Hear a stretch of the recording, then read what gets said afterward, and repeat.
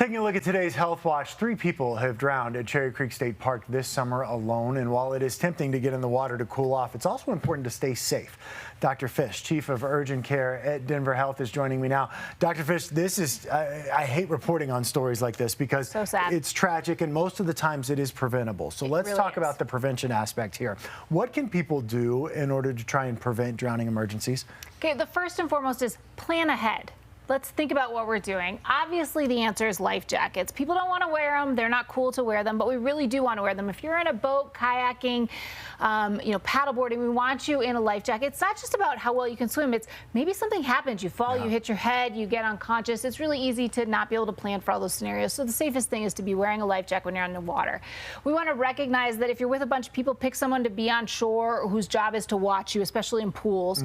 If you're an inexperienced swimmer, you need to keep kids, people aren't great swimmers, within arm's reach. Even if there's a lifeguard, if you're in the pool, we want you to know CPR if you have to pull somebody out right away, and just really be aware of what's going on around you.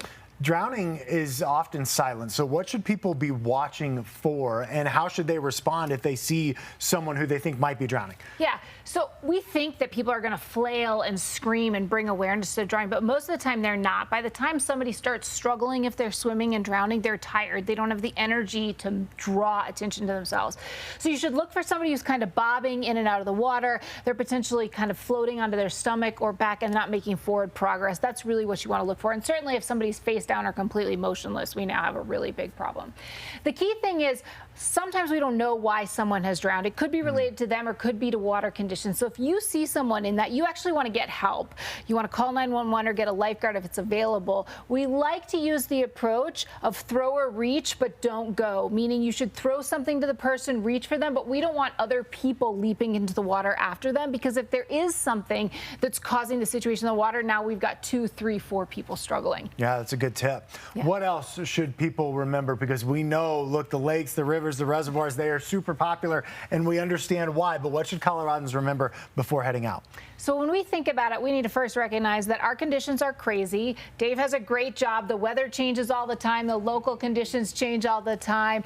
And additionally, the water is cold. Colorado natural water is cold, and that actually makes it harder to breathe and harder for our muscles to work. So it's quicker for bad things to potentially happen. So you need to think about that, so don't stay in the water for a long time and get out of it.